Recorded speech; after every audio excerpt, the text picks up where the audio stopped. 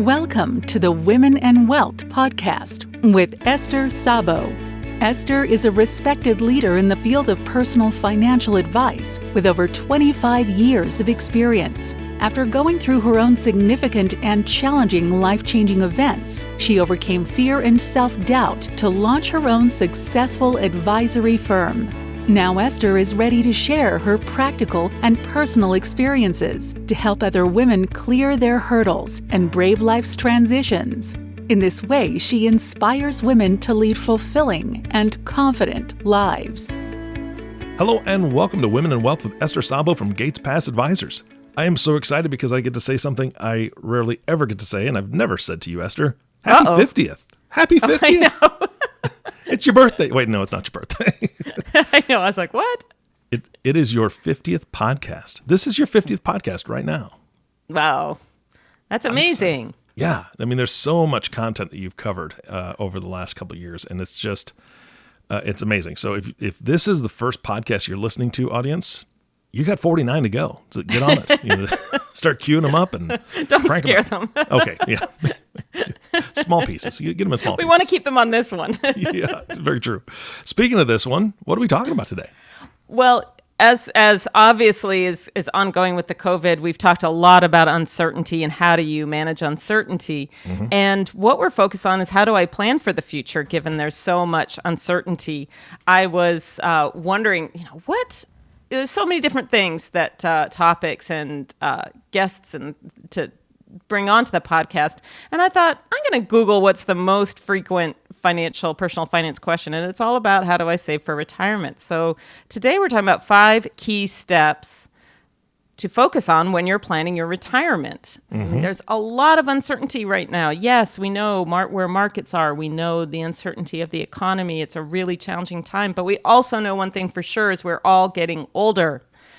And time just continues. Sun rises, sun sets. We're already towards the end of July.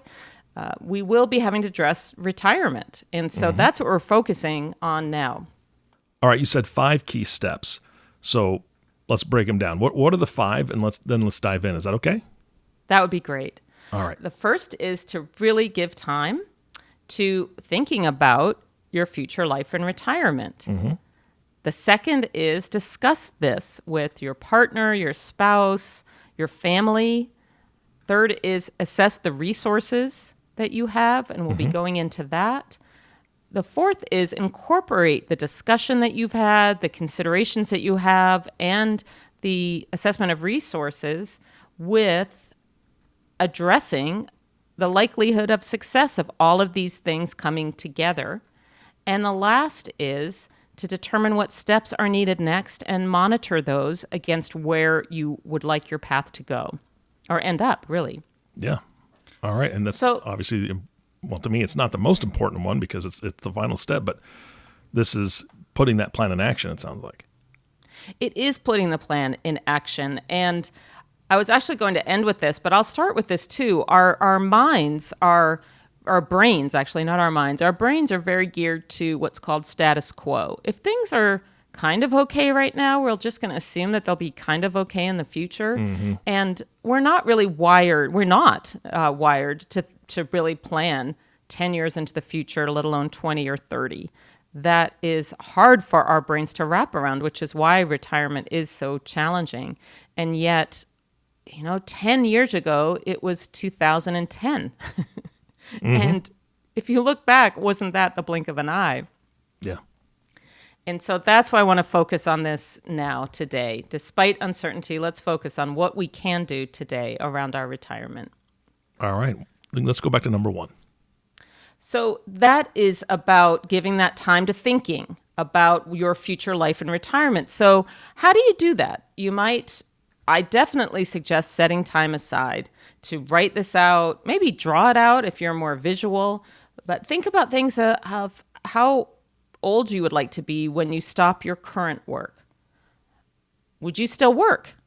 but at something else. I have a client who is retired due to the COVID. It wasn't her choice, but that's what happened. And she's like, I'm still have a lot to give. And that's really true these days.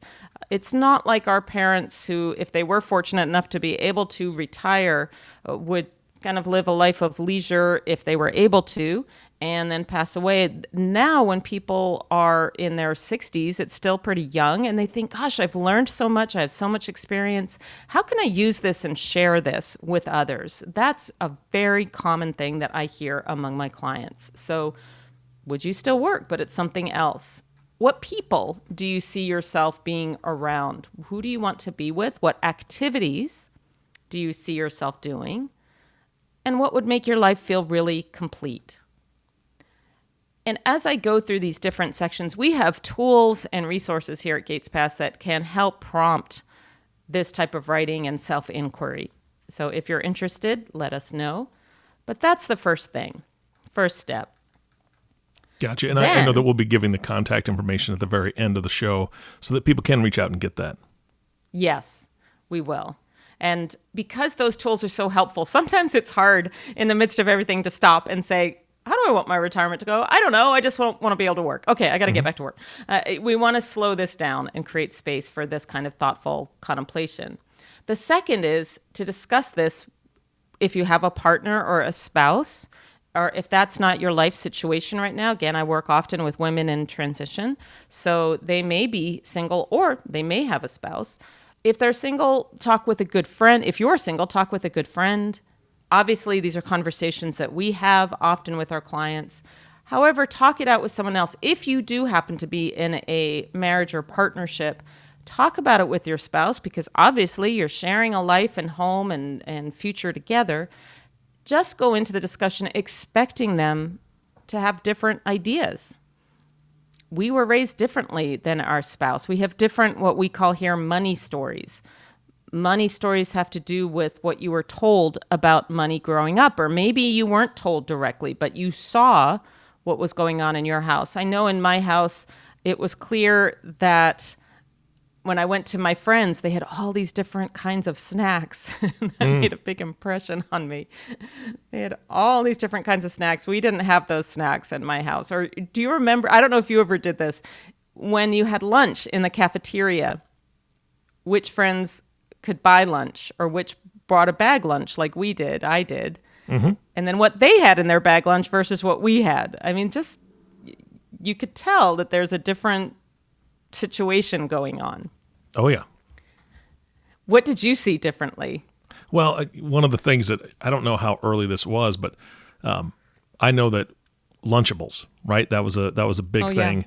Yeah. And there were certain kids that had those every day. And I thought that was just the greatest thing ever. But then when I was talking to one of them, he was just a boy that I knew, we were talking, and he said, I would just love it if my mom would make me a sandwich. But he just had crackers, cheese, and fruit, and whatever else was in that little container that he had. And he's, oh man, I just wish my mom would make me a sandwich. And I had a sandwich going, man, I wish I could have a Lunchable. It's one of those things. I was envious of the little snack bags of Fritos. I was envious of sandwiches in sandwich bags rather than wrapped in wax paper. Oh, okay. I was envious of like bought cookies as opposed to homemade cookies. So the same type of thing, like, oh, they have bought stuff. That looks so neat and cool. Yeah, Capri Suns. That was another thing. Those the little pouches. I was like, oh, those are so cool. I got a milk from the cafeteria. Oh, right. And travel, family trips. That was another thing in our money story. My family, my dad took separate trips than my sisters and my mom and I. My friends I saw all took family trips, and they would go to like Disney World. They would go skiing together. We didn't do any of that stuff. And so there was always a feeling of scarcity. And I know with my late husband, he grew up differently. He didn't grow up wealthy, but there was a lot of consistency that we didn't have in our home. And he just didn't have those experiences. So, for example, I would bring more anxiety to these discussions about money than he would. And now in my new marriage, it's very different because we're at different stages in our life than I was with my late husband. We're in our middle to later 50s, and we're needing to have those discussions. And it's actually harder for my husband because he's not pleased with his financial situation. So just don't be surprised if these are difficult conversations. They can be. And yet it's not a reason to not have them. Yeah. We often do this again in our appointments with clients. And it's really important to confirm, what is the common ground? What is the common ground that we both agree on? And where do we have disagreement? Disagreement does not mean I have to convince the other person that they're right or wrong. Disagreement is just a difference. So how do we hear each other out with those differences instead of defending them or accusing the other person of being wrong so that we can get them to our side? It's how do we bridge the differences? Yeah, and that's tough, right? I mean, that because there's just human emotion involved, and it's not always easy to. I mean, it's somewhat easy to listen to somebody else, but maybe not hear them. I guess I think I'm saying that right. But you can listen to them, but maybe not hear where their heart is or hear where their train of thought is going, because we're always constantly thinking kind of where our train's going, right? And it's hard to take that pause. Yeah. That's exactly it, because we can hear and we think, oh, I've known this person for, I don't know, 5, 10, 15, 20 years, whatever it is. I know where they're going with this. And I've thought of a new and exciting way to get them to change their mind, and I can't wait to share that with them. How's that working out? Yeah. Exactly. Instead of just listening to them and hearing what they have to say. My husband and I have different political perspectives. We voted for different candidates in 2016, and so many of our friends, colleagues, relatives say, when we were even dating, how could you do that? How could you do that? And we made it very clear to each other. And it's not the easiest thing, but we do set aside time. Our focus is to do it weekly. We may or may not because of what's going on in life, but to sit down and have a specific time that it's typically about 20 minutes. One person just says what they're experiencing about what's going on in the world politically. For 5 minutes, the other person hears it, reflects it back, and then there's a response about what they're going through. It's not about convincing the other person at all. And what we continue to find out of that experience is how much shared ground there is. Yeah. Yeah. And it takes the elephant out of the living room. So the same thing with money. Politics and money both can be difficult things to talk about. So that's step 2, is to talk about it. Share what your ideas are. Hopefully your spouse has done the same or similar exercise, and just share the experience. Then the next is, and this is typically where people start, but I put it as step 3, which is looking at your resources, which include how much more time will you be working? What savings do you have set aside? We were talking before we were recording about things that your household is needing to spend money on, that's just very normal for any household. The vehicle needs repairs. We talked about cell phones, and when they getting more and more annoying, they need to be replaced, and those expenses. So savings are for that, as well as for maybe fun things that we might get to do, or just having those reserves. Investments, what are the investment resources? Also looking at expenses, and it's not just looking at discretionary and non-discretionary expenses, discretionary being the things like clothing, eating out, some groceries, there's a lot of discretionary stuff in the grocery store that didn't used to be there when we were growing up. There's a lot more fun stuff. Non-discretionary is things like insurance, utilities, mortgage, etc. In addition to that, there can be needs of others in the family. Children's college savings. It can be parents, if parents aren't set up well for retirement. Siblings, what resources might they need to help them through this time especially? This is a very hot topic right now with the COVID, where people may not be able to work. They're here in California, a lot of different companies have been shut down, or types of businesses, I should say, have been shut down. And that's a very hot topic of how are families helping each other right now, and what is that impact? So looking at the expenses, looking at debt, looking at what safety nets are in place. That is typically, besides savings and investment, it's insurance plans and the resource of one's health. I have said this many times over the past 49 episodes. One can have everything perfect, quote unquote, but if one is not taking care of one's health, it really doesn't matter. And that includes mental health. It is physical health as well as mental health. So assessing those resources. Again, we have tools we use here for those assessments. And I have another couple that I'm working with who have gone through quite a disappointment of a business loss that it was a venture that they launched. It didn't go well. It used up some resources that are now not there for retirement. Now they're older. And it's like, okay, let's look at this. Yes, this is a disappointment and a loss, and there's appropriate things to be feeling for that. Let's do what we call financial triage and really look and say, what's working here and what's not. And for some clients, as they assess their resources, it could be just expenses are the issue to focus on. Everything else is pretty much handled, and that's the case with this couple as well as income. Those are the two issues. For others, it could be debt and it could be health. So it's really narrowing it down to where do we need to focus on and determining which things we focus on now, soon, later, really breaking it down. Then we move into step 4 and we incorporate the steps of discussion and connection with our partners or our friends, if we want an accountability partner, with the assessment of resources. And we look at it together. And this is where it can get hard too for the brain, because it's a lot of moving parts in some cases. And we look at what's the likelihood of success based on our current path that we're going.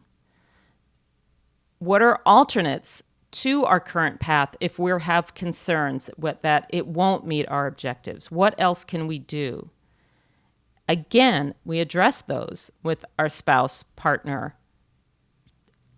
Consider the issues that perhaps haven't come up yet, like who will ensure either the individual's or the family's financial security if one becomes ill or dies. So the becoming ill goes back to the safety net. The death is who will know if it is one person in a family who takes care of all the finances. If that something happens to that person, and we all know stories where it has, who will know where to go, who to talk to, how to pick up the pieces? What concessions, if things are not going on a trajectory that is working for both parties or even for the individual, what concessions is one willing to make and what not? And this is tough. This is, again, where the brain can get in the way and say, well, it's okay right now. I don't know. Do I need to make any changes? And I think this is one of the most valuable things if you're working with an advisor or a third party to get this input from a third party about, and this is where I think also that people are scared to ask for help from a third party because they're scared, that we're going to tell them, you can't have chocolate chip cookies anymore. You have to just have carrots and celery. And really where we come in is more, well, maybe not chocolate chip cookies every day. Maybe the cookies need to wait till Friday, Saturday, and allocate that other to this. So we're all human too. We navigate these things too. We know, this may be a surprise, but we know if we tell you no cookies, you're going to look at us in the face and say, yes, no cookies. I absolutely agree. Thank you so much. And then you're going to go to the store on the way home and buy 4 bags. So it's not... So it needs to be a very open discussion about what will work and what not, and then to make agreements on what one is willing to do and in what time frame. Again, we have, I know I'm repeating this, it's a bad habit, but we have tools to navigate all of this and to document it. And the last step is, what are the steps we need to take?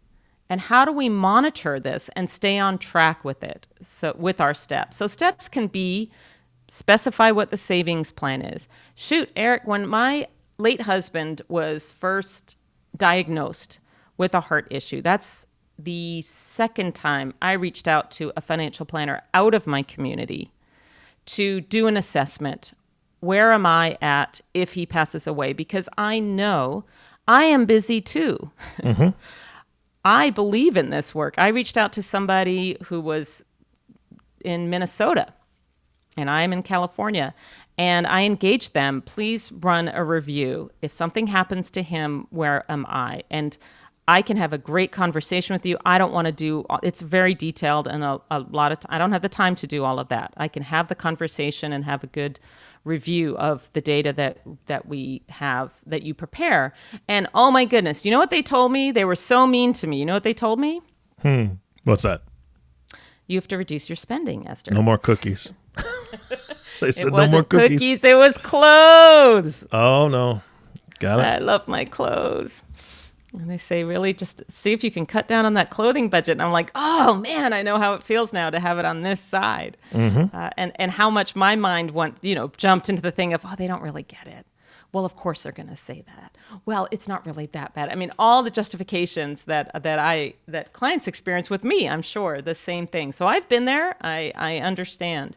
However, it was really good. It did keep that in mind for me. Like, okay, I need to have that in my mind because I didn't know what would happen in that situation. It was very unclear. So it could be steps like reducing spending by a specific amount to allocate to savings and investment, or in the case of clients that I have right now, just reduce spending to not whittle away at the savings and investments you have.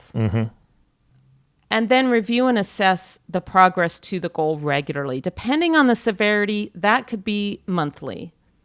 Right now, perhaps it needs to have a monthly review because of what's going on with COVID and the uncertainty.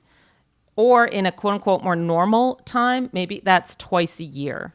Yeah. I have a colleague who is a wonderful man, and he does a review with, in this case, it's his wife, on a semi-annual basis. And he is the one who's, quote unquote, in charge of all the financials. And he drags everything out, and his spouse never wants to do this. So if you're listening and you go, oh, my spouse won't want to do this, it's very possible they won't want to do it. Oh, well, do it anyway so that there's no surprises. It's a gift for if something happens to you, because what happens in my experience is spouses come to me and go, I don't know where anything is. Yeah. I don't know what we're spending. So that allows one also, in terms of no surprises. I mean, that's a more dire issue if someone passes away. But if, I always use the analogy of if a plane is traveling from California to New York, it's not a direct line based on weather and flight traffic and what's going on. They have to keep making adjustments. They can't just put it on autopilot once they get to 30,000 feet. They'd rather know sooner rather than later, and you would too as a passenger if something's going on. Remember planes, Eric? I remember taking a few of those before. And it was always nice when the pilot would come back and say, hey, we got clearance to do this or that, or there was a weather situation that we had been tracking, but it didn't really form into anything. So we're actually going to land 15 to 20 minutes early. Wasn't that nice? I mean, to get a little surprise that you're going to be early instead of late. And again, it's because they're making those adjustments mid-flight. You never know exactly the time that you're going to land because they have to navigate for all sorts of unknowns. And what did that give you when the pilot comes on and says something like that? What's nice about it? Total reassurance, because whether they're telling me that we're going to be early or we're going to be late, at least I know and I can begin to prepare, especially in today's day and age where they have the technology where you can use your phones on planes with Wi-Fi and all the other stuff. I could actually, text my, the person picking me up, or I could text the person that I'm planning to meet for lunch and say, we're going to have to push that off, or, yep, we're going to be perfectly on time. It was nice to be able to plan in advance. Yes. And to know that, okay, somebody's got this, and now I know what decisions I need to make. I can put on the smart part of my brain and say, okay, how do I need to adjust to this or not? And that's the other thing. If one is off target, sometimes that is what happens. We get to a point where, you know what? We're ahead of the game. How would you like to address that, client?